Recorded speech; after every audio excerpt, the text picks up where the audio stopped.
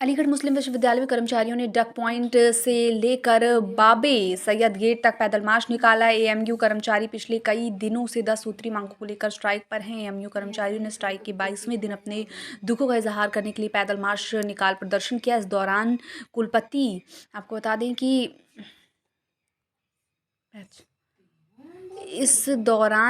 कुलपति और register go back के नारे लगाए गए। कर्मचारियों का कहना है कि एएमयू प्रशासन कर्मचारियों की हालत देखकर भी खामोश बैठा हुआ है। डेली वेजेस कर्मचारियों ने न सिर्फ कंफर्मेशन की कवायद कर रहा और ना ही सैलरी बढ़ा रहा है। कर्मचारियों ने सभी भत्ते रोक रखे हैं। कर्मचारियों को ना ही चिल्ड्रन एजुकेशन अलाउंस मिल रहा है और LTC DA और इंक्रीमेंट भी नहीं दिया जा रहा है। कर्मचारियों को रेगुलर भी नहीं किया जा रहा है। इस तरह की जो बातें हैं इसको लेकर के क्या कुछ कहना था कर्मचारियों का, आप भी सुनिए।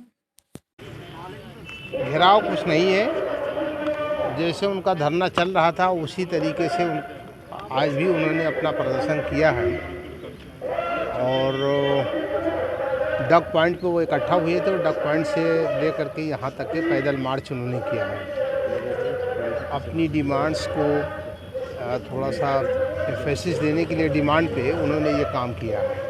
तो ऐसा कोई घेराव उराव वाली ऐसी कोई बात नहीं।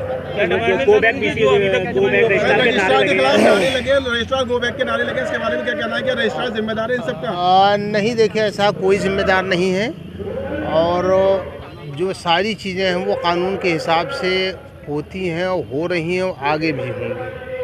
अब जहाँ तक के नारेबाजी की बात है, जाहिर सी बात है भीड़ इकट्ठा है तो जब भीड़ होगी तो वहाँ नारेबाजी भी लगेंगी, कुछ और भी चीज़ें होती हैं। उस पर हमें कुछ नहीं कहना है। वो अपना काम कर रहे हैं, यूनिवर्सिटी अपना काम कर रही है। रजिस्ट्रार मुर्दाबाद के नारे लगे हैं? नहीं, ऐसा कुछ नहीं है। और क्या नारे लगे हैं मैंने तो नहीं सुना है। और इस पे ये है कि बस ये डिमांड क्या है सर, काफ़ी समय से है यहाँ? देखिए इनकी डिमांड्स 10 लिख करके इन्होंने अपनी डिमांड्स दिया है। जो चार्टर ऑफ डिमांड है वो आप लोगों के सामने होगा मेरे ख्याल से। तो उसमें बहुत सी चीज़ें हैं, तो कोई एक डिमांड नहीं है बल्कि 10 डिमांड्स उनकी हैं। तो वो सारी चीज़ें यूनिवर्सिटी एडमिनिस्ट्रेशन के पास हैं।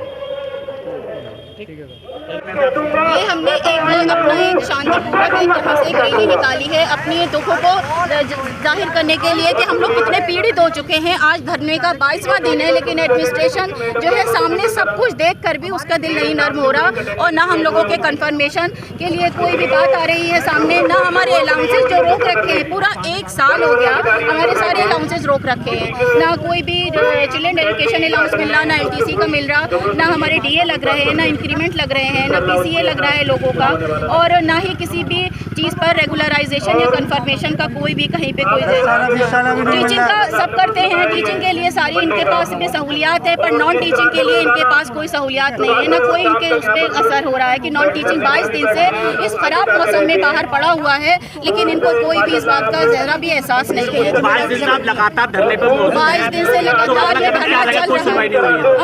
अगला कदम क्या रहेगा? कुछ सुनवाई नहीं होगी? जब तक हमारी सुनवाई नहीं होगी, जब तक हमारी मांगे पूरी नहीं होंगी, कोई हमसे एडमिनिस्ट्रेशन की मतलब सामने टेबल टॉक पे हमारी चीज़ें जब तक ये मानी नहीं जाएंगी तब तक ये धरना लगा रहेगा।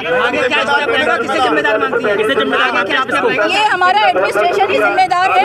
जब एक यूनिवर्सिटी का प्रोसीजर होता है किसी भी स्टाफ को रखने का तो हम लोग उसी प्रोसीजर को फॉलो कर आए हैं। क्या एडमिनिस्ट्रेशन यही चीज़ नहीं देख रहा था कि उसके पास कितना फंड है, कितनी फंडिंग है, किस हेड से किसको किस कब रख रहा है और रखता चला जा रहा है? उसको ये बात का एहसास ही नहीं है कि ओवर एंड अबव स्टाफ हो रहा है।